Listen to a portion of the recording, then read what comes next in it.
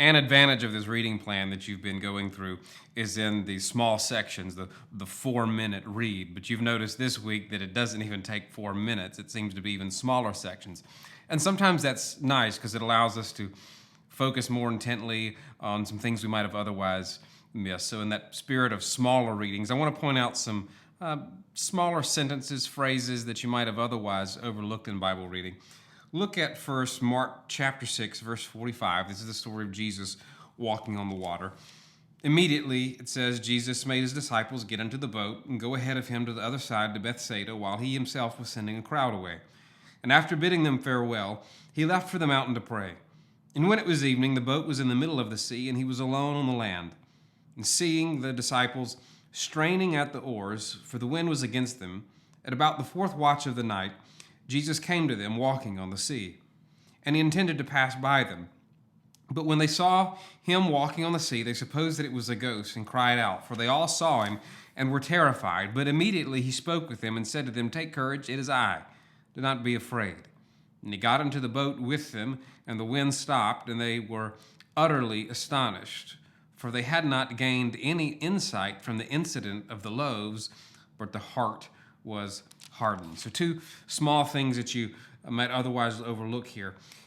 You may have read this and seen where it says Jesus is walking on the sea, verse 48, but he intended to pass them by. We don't get this phrase in the other Gospels, and we tend to just focus on the fact there's a man walking on the water, or in the account of Matthew where we see Peter asking to go out on the water with Jesus, and that is, rightly so, the focus of the story. But here in Mark we see that he intended to pass them by. What does that mean? Well, it could mean that Jesus was intending to walk by the boat and just keep going. Or it could mean that this was from the perspective of the disciples as Jesus is walking on the water. It appears as if he's going to pass by. Or it could be passed by, not in the sense of I'm going to walk by the boat and then just keep going, but pass in front of them, come near them.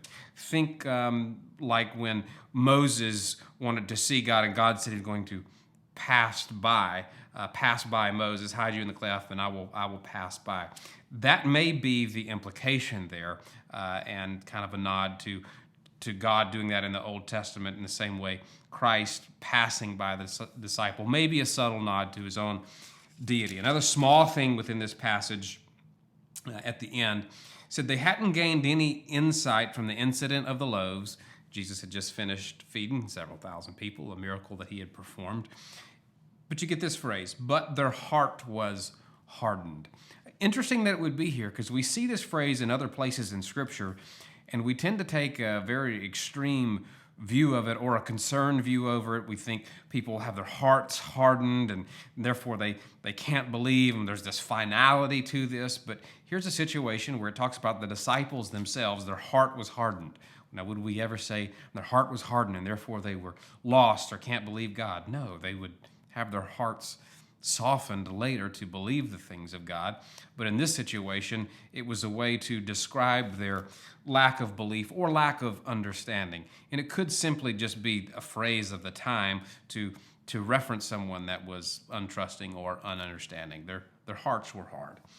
Let's take a look at another small incident with something that we read this week. Take a look at chapter 7, verse 14. After Jesus called the crowd to him again, began saying to them, "Listen to me, all of you, and understand. There's nothing outside the man which can defile him if it goes into him, but the things which proceed out of the man are what defile him. If anyone has ears, let him hear." And when he left the crowd and entered his house, his disciples questioned him about the parable. And he said to them, "Are you so lacking in understanding? Do you not understand that whatever goes into the man from outside cannot defile him, because it does not go into his heart, but into his stomach, and it is eliminated?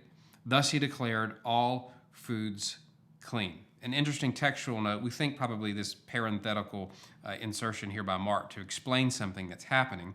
It comes on the heels of the Pharisees once again saying, "Hey, Jesus, what's wrong with you? What's wrong with your disciples? You don't wash your hands the right way before you eat." Jesus says, well, it's not these things that go in that you should worry about. It's the things that are coming out from within that you should worry about.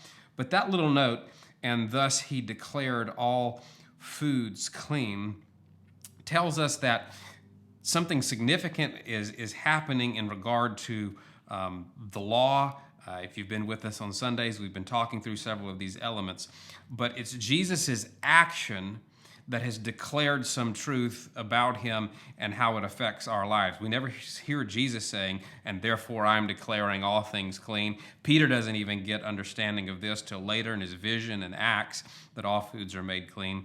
But we see this action by Jesus is a declaration. And that maybe is an application that you can take with you from these passages. You've heard of things maybe better being caught than taught. What is it that Jesus is doing, and what is it that we should learn from that? So when Jesus is feeding the 5,000, the disciples were supposed to learn a lesson from his actions. That's why the text says they hadn't gained any insight from the incident of the loaves, but their heart was hardened. And here in Jesus' action with how he interacts with the people and how he approaches the food laws and his declaration regarding things that go in the mouth, things that come out of the body, and thus having declared things clean or not unclean. Look in your readings what teaching may follow on the heels of an action of Jesus, even if the teaching isn't explicit. It is a way that, whether you're reading large sections of Scripture or small sections of Scripture, you can apply it to your lives. Keep reading.